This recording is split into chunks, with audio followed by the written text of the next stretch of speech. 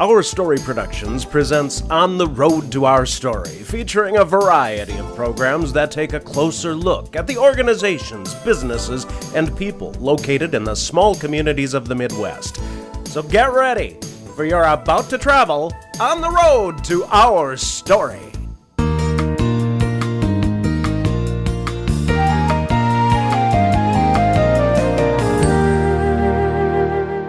Hello, I'm Jason Howland, and welcome to Speaking of Health, a place to help you learn how to live a longer and healthier life. Today we are talking about kidney health. Having a chronic disease like kidney disease can be very difficult. The treatment is long-term and the symptoms can be frustrating. But the important thing for you to know is that you don't have to manage it alone. Help is available. Our guest today is Dr. Fawad Qureshi. He is an interventional nephrologist at Mayo Clinic Health System. Dr. Qureshi, thanks for joining us today. You're welcome. Well, let's start out by talking about why is it important to talk about kidney disease and kidney failure? Absolutely, Jason. I think it's very important to talk about chronic kidney disease and kidney disease in general because it's the 8th leading cause of death in the United States of America, and 31 million people have it. And the worst thing is that 9 out of 10 people who have chronic kidney disease don't even know that they have chronic kidney disease. So imagine only 1 in 10 people who have chronic kidney disease actually know about it. So that's why it's important to talk about it and know about it. Seems like it's much more common than probably a lot of people think then, really. Absolutely, it is. Well, let's start out by telling folks exactly what the kidneys are and what they do in the body. Absolutely. Kidneys are 2 bean-shaped organs which are located in the back of your abdomen. They have a lot of important function, including filtering waste and excess fluids, managing and balancing your chemicals in the blood, converting vitamin D into an active form so that they can keep your bones healthy, releasing and making a hormone which makes blood, controlling your blood pressure, getting rid of toxins and medications. They're busy organs then, aren't they? They're very busy organs. Yeah. And the good thing is that the dumbest kidneys are supposed to be smarter than the smartest person. Well, what are some causes of kidney disease? The most common cause of kidney disease in the United States is diabetes, and the second one is hypertension. But other diseases such as high cholesterol levels, genetic predisposition, all of these things can cause chronic kidney disease also. In older individuals, especially men, or urinary obstruction, certain medication use, all of them can cause kidney damage. Certain procedures like vascular procedures, cardiac angiograms, angioplasties, all of these also damage the kidneys on a chronic basis. So what are the symptoms of kidney disease? That's a very tricky question, Jason. Unfortunately or fortunately, that when the kidney disease happens, the kidney function has to decline to approximately 20% before you will have any kidney symptoms. The good thing about this is that you can donate one of your kidneys without having any symptoms or any problems in your body. And the bad thing is that you will not know that you have chronic kidney disease until the end. And when you have symptoms of chronic kidney disease, it's usually already too late. The most common symptoms of chronic kidney disease, unfortunately, are also very vague, which can happen in any other disease, such as fatigue, nausea, vomiting, poor appetite, generalized weakness, changes in sleep patterns, some generalized itchiness, some weight loss, some anemia, all vague symptoms which can happen in any other medical disease. So just so I'm clear, you said that once the kidneys are to 20% function or less, generally that's when symptoms show up. Yes. That seems like it would be kind of almost a little bit dangerous, is that you don't know you have kidney disease until it's too late. Absolutely, and that is why screening is so important. All right, well, who is at most risk for kidney disease?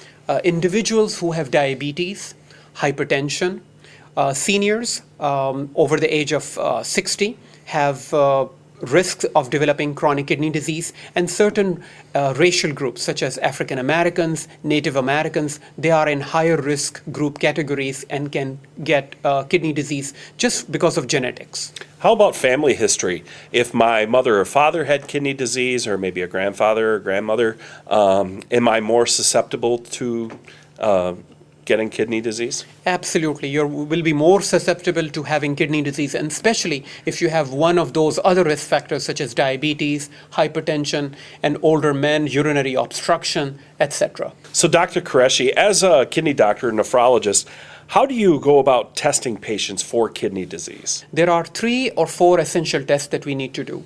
First of all, anyone can perform blood pressure tests and making sure that the blood pressures are okay, because one of the symptoms of chronic kidney disease is high blood pressure. The second thing is we can do a urine test. In the urine, we can check for protein and blood. And blood and protein in the urine are signs and symptoms of chronic kidney disease. We can also check a blood test with serum creatinine. Creatinine is the test which tells us what is the function of the kidney. Other imaging tests such as ultrasound or CT scans can be done of the kidney to make sure there are no anatomical issues with the kidneys. So someone has now been diagnosed with kidney disease. How do you go about treating it? First of all, you have to find out what is the cause of the kidney disease, and therefore you can only treat the cause of the kidney disease. If a person has glomerulonephritis, which is inflammation of the kidney, there are certain medication that can be used to treat that particular disease. If some other diseases have caused the chronic kidney disease, such as diabetes, hypertension, other risk factors, which we just discussed about, then what we need to do is treat those. Such as if the blood pressure is high, we need to make sure it's below 140/80. If a person has diabetes, making sure that the glucose level are nicely controlled and their hemoglobin A1Cs are around 7. If they have been taking medication which have damaged the kidneys, then to make sure that they do not take those medication. Making sure their blood levels are okay. So if they have anemia, managing that, managing their cholesterol levels, managing their nutrition, making sure they're eating a balanced diet, and managing and keeping a healthy weight. You know, some diseases can be cured. Is kidney disease one of those, or is kidney disease, once you've had it, you're not going to get rid of it? It kind of is depressing to know that if you once usually have it, usually then you have it for life. Mm-hmm. The good thing about that is that you don't need 100% of your kidneys, like your eyes. For kidneys, if you have 25% kidney function and you make a commitment of keeping that 25% kidney function stable, then you may just do fine without having any symptoms of kidney disease. And you keep that stable by managing those other conditions that you talked about, hypertension, diabetes, and such. Absolutely.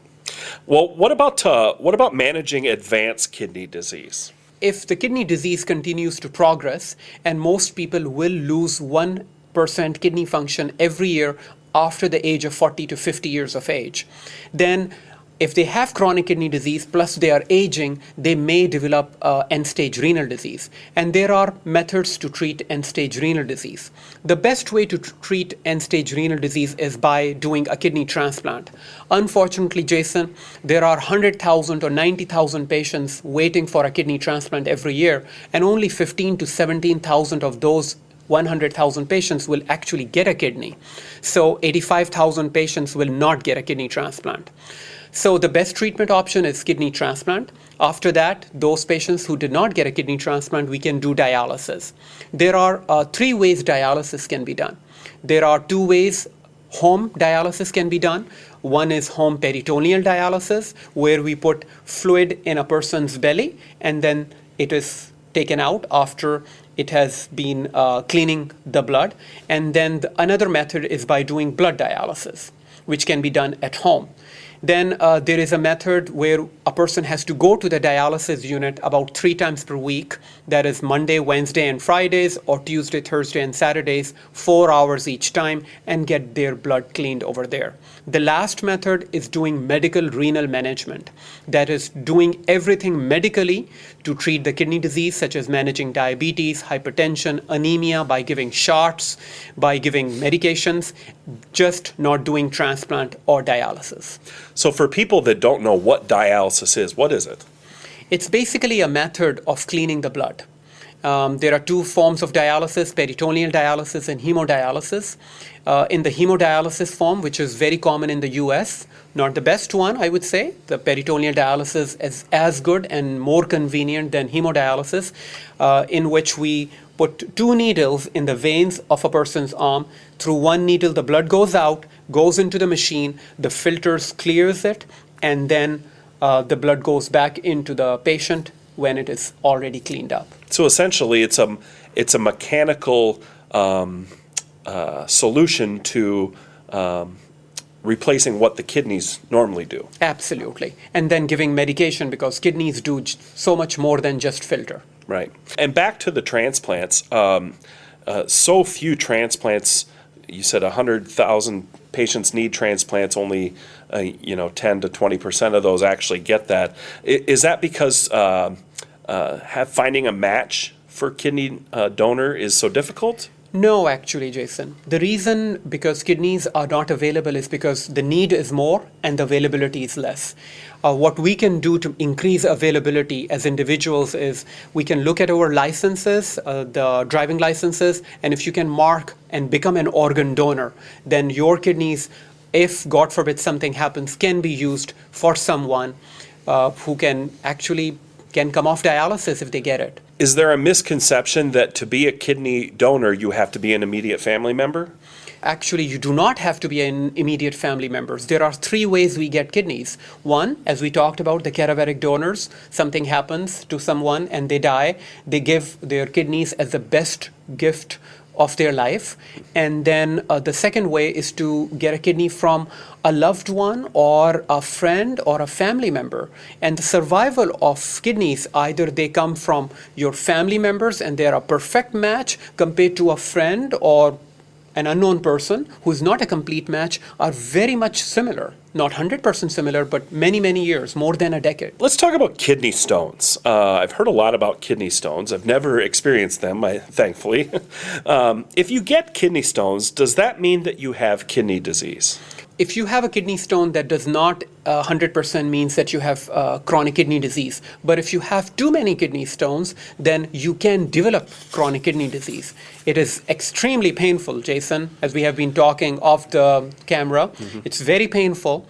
Women can actually know how painful it is. They can have childbirth without anesthesia and they will find out how painful it is. And for men, we'll have to experience actually a kidney stone to find that out. How common are kidney stones? 1 in 10 men and 1 in 20 women can have kidney stones. The good thing is we live in an area where kidney stones are not as common as many other parts of the world. And what exactly are the stones? What are they? The kidney stones are basically precipitated minerals, basically. Imagine that you have powdered milk, and instead of trying to dissolve a tablespoon of powdered milk in a glass of water, you're trying to dissolve a tablespoon of powdered milk in a tablespoon of water.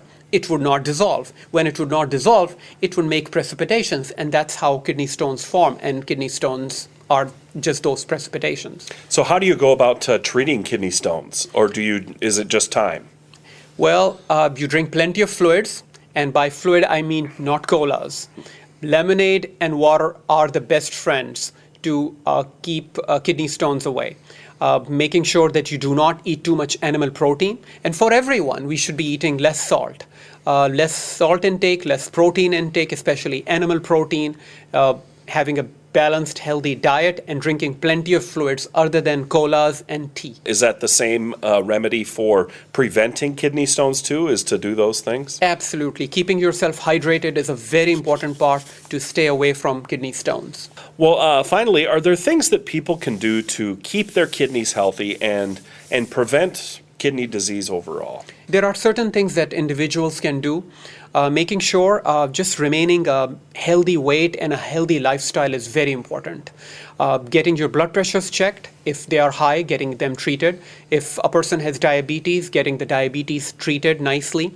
And medication are very important too. Please take your medication as prescribed by your provider and do not take any non-essential medication, especially over-the-counter medications such as non-steroidal anti-inflammatory drugs taken over a long course of time can be very damaging to the kidneys. And making sure if you do smoke, please quit smoking, and those are the healthy things that you can do to avoid chronic kidney disease. And I would say probably most of those things, if not all of them, are ways to just overall just being healthy, not just prevent kidney disease, but just to be healthy. Absolutely. Just keeping a healthy lifestyle is very important. Keeping your cholesterol's good, blood pressure's good, healthy weight, exercising, very important. Well, unfortunately, we are all out of time, but I'd like to thank our guest today, Dr. Fouad Qureshi, Mayo Clinic Health System interventional nephrologist, for joining us today on Speaking of Health. Thank you, Dr. Qureshi. Thank you, Jason. Have a great day, everyone, and be healthy.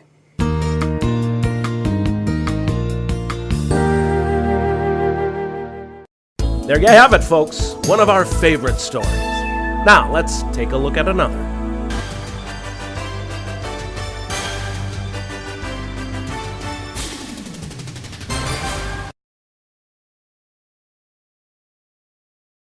And then I one day didn't have a job and was going to go down to a restaurant to apply for a job to show people to their seats in the restaurant, Schraff's. And I ran into a young man who had been at the party that night.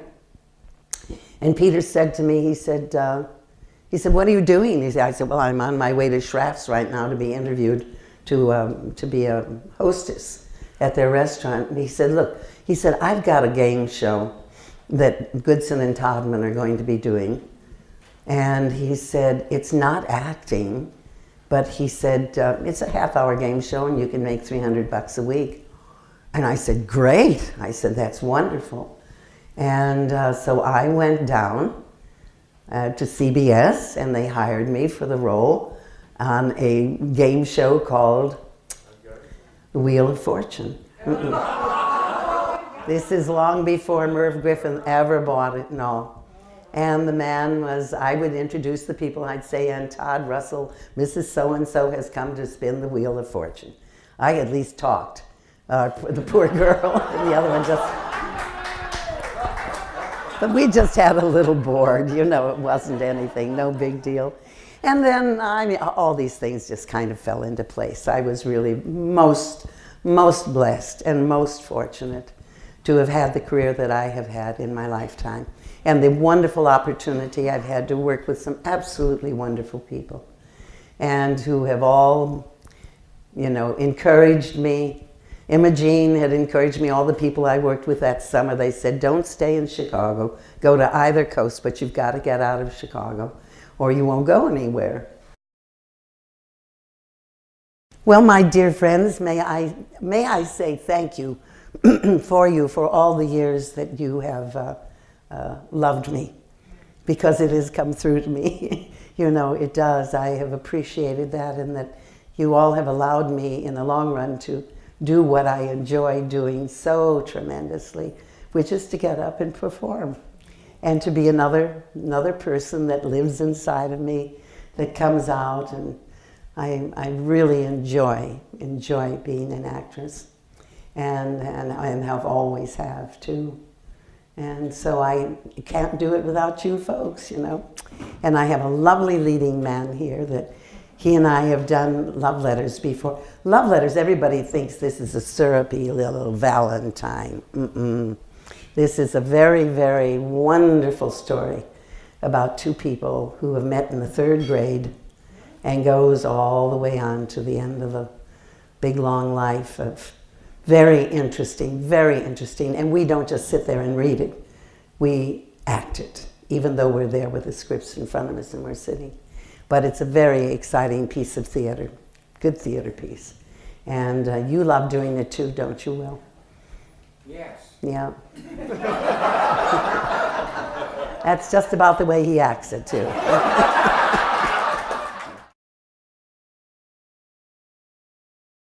Well, we're very excited to have you here. How excited are you? Very. On the excitometer, how high does that go? Wow, that's pretty excited. When you say there, folks, about there, very excited. And we're thrilled to have you here. We're having a great time. And like I mentioned before, I'll tell you, Will and Babs, as well as Betsy and the whole gang, this is a fun, entertaining group. And for those of you who are meeting them tonight or last night for the first time, speaking from Brian and the whole gang, this has been a great joy for all of us. Thank you for coming. I I want to congratulate you and your wife for creating this miracle. I mean, this is the mecca of movies. When I was a kid, I grew up in a little place called Atwater, which is between the mighty LA River and the Glendale train tracks. And we were right next to Griffith Park, and the great director, King Vidor, used to say, "A tree is a tree, shoot it in Griffith Park." And by George, they did. And every time we heard they were making a movie over there, we'd hop aboard our Schwinn's and race across the bridge. And I became movie crazy very young. And I was even in a W.C. Fields movie, Never Give a Sucker an Even Break. Really? Yeah, there's a big chase at the end where the fire engine gets hooked up with W.C.'s car, and they pull a U-ey right on Glendale Boulevard. And in the background, you see a crowd. I'm in that crowd. We got a free lunch. Discovered. Got a free lunch. Discovered.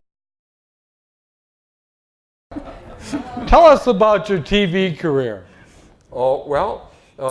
Back. That's good. Well, I did Sweet Toes, as Sure. Jocko Mahoney used to call it, Sugarfoot, and had to fake it, I had that wonderful horse who I thought was the real star of the show because he made me look a lot better than I was. And then after Sugarfoot, I became the king of the unsold pilots. I mean, everything I did, it didn't sell, but I did one that I really liked called Gun Shy, where I could really be a funny cowboy. Because I was always trying to sneak jokes into Sugarfoot, and they'd cut a lot of them out, I always wanted to be this funny guy on the screen. And so I made this one called Gun Shy, a goofy cowboy. And my hero when I was a kid was Harold Lloyd. Awesome. My grandparents lived right next to his dad, Foxy Really? Lloyd. And I grew up with the lore of Harold Lloyd. I got to meet him once. Did you know he only had 3 fingers on his right hand? Mm-hmm. His thumb and forefinger were blown off by a prop bomb. Train wasn't it? Prop bomb. Yeah. And so I got to meet him once, but I did this thing, and I did a funny fall in it, and I copied a fall I'd seen him do in a picture called Professor Beware. And as fate would have it, it was for Screen Gems over at Columbia, and as fate would have it, he saw that pilot, and he said, "By Jove," or what words to that effect, "that's the only guy I know of that can do my kind of stuff. We ought to get together and do a pilot and do a TV series." And actually that was going to be like the greatest dream you could ever dream was going to come true. And I was going to play a small town veterinarian. We had the first shot worked out. I'm walking to work, it's a small town. I'm walking to work, and all the dogs and the cats follow me down the street. But that's as far as it got. He was getting pretty old by then, and about my age, and kind of lost his momentum.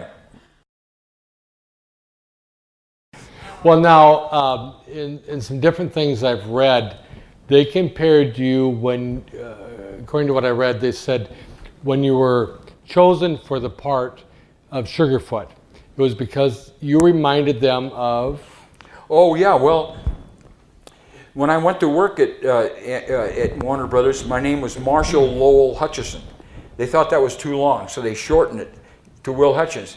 A year later, they hired Ephraim Zimbalist Jr. But I did these test scenes to get my contract, and one of the guys that directed me was David Butler, who directed Will Rogers' last movie in Old Kentucky, which is did you ever see An Old Kentucky? Oh yeah, very incredible. He tap dances just as good as Bill Bojangles Robinson. Mm-hmm. There was no end to that guy's talent. Well, I guess I reminded David Butler a little bit of, I don't know why, but I did in some way remind him of Will Rogers, so they shortened my name to Will Rogers Jr. No, they didn't know. It was Will Hutchins. And if you're familiar with Will Rogers, just an incredible entertainer and comedian. And he was a terrific actor. Very good. He made up a lot of his own dialogue because he didn't have time to learn the script. He was always busy doing so many. He was the most popular newspaper columnist I think there ever was in America. Just a tremendous talent, died tragically, of course, in an airplane crash. And Will reminded, correct me if I'm wrong, reminded this director of him. Yeah. And you were chosen for the part of Sugarfoot, somewhat based on that. Am I correct? Yeah, I did a few bucolic, country bumpkin kind of parts for them, and then kind of evolved into Sugarfoot. And this is a coincidence too. Sugarfoot was based on a movie called The Boy from Oklahoma, starring Will Rogers Jr. Really? Yeah. Interesting. Now, with Sugarfoot, if you would share with us real quick, budget, shooting schedule, that in a nutshell. Big budget, small budget, quickly, got to get it done, We're got to talking move Warner it. Brothers here. Oh, well, there you go. We never left the back lot or the sound stage. Sometimes we'd use stock footage from expensive westerns, and I always knew we were using stock footage because I didn't have to wear my regular outfit. I got to wear Errol Flynn's shirt once and Walter Brennan's belt, and my biggest thrill was wearing Humphrey Bogart's pants. I couldn't fit into his boots, but I could fit into his pants. Henry Fonda. Henry Fonda, a very silent man, a very quiet man. Yeah. Unlike me. But I enjoyed, and unlike you know, you what there? You worked with him in... I worked with him in Mr. Roberts, and then I worked also with him in The Tin Star after that. Actually, Mr. Ford never finished Mr. Roberts. They brought in, Mervyn LeRoy. But Henry, I guess, and Mr. Ford had a get-to with one another. What happened is that when Mr. Ford was working, he didn't drink. But if we were in Hawaii, and he was there with all of his old Hawaiian friends, and he brought the yacht over, and down the Beachcomber was closed, and I think he just started to celebrate. And he and Henry got into fisticuffs one day, and that was the end of Ford being on the film. Well, we were old buddies. We were unemployed actors, pardon the redundancy. We used to hang out at a place called Madame Poopy's. Madame Poopy's on the Sunset Strip, pardon the redundancy. And that was a great hangout for all of us guys. And one day he got mad at the waitress. She did something and he just cleared the table like that. Well, later his friend Carol Eastman used that scene in 5 Easy Pieces. And we were buddies. We were good pals. Oh, Jimmy. We called him Jimmy in those days. Now if you say Jimmy Dean, it's the pork sausage fellow, I guess. But we always called him. And I worked with him. We did a Studio One together and a Danger together and a half-hour dramatic show. And we were both from Indiana, just kind of got together. I cooked well. I had food, he didn't. I had an apartment. He finally did have one. We dated and were together, dating. I don't know, about 9 months. Well, along with Betsy, the two most enjoyable people I've worked with, I've never come close to reading anything that captured his essence because he had so many levels. I mean, you think of him as the king. We've seen these documentaries when he went on the concert tour when he was putting on a lot of weight. But geez, he was still a magnificent performer. And he had to have bodyguards, hundreds of bodyguards to get out of the, Elvis is out of the, he had that. Then he was a big movie star, And then he was Elvis, the real human being. And he was like a host because making his movies was like one big party. And he was the host, making sure everybody was having a great time. And he was just such a sensitive, thoughtful guy. And I don't think the publicity really comes close to. He had all these problems because he brought them on himself, I guess, by letting too many other people come into his life and taking a chunk out of him because he could have done it all himself. I remember Pruitt in. What's that? From Here to Eternity. He said, if a man don't go his own way, he's nothing. Well, Elvis was plenty, but he didn't, unfortunately, really go his own way, and that was his tragedy. Oh, I liked Joan Crawford. She was a good lady. Tough, but we did Queen Bee together. Of course, we showed it the other night. And no, she was I respected her. She respected me. And we stayed friends until the end of her life. Good life. She might have been difficult on those kids, but kids can drive you crazy. And she was right about wire hangers, right, ladies?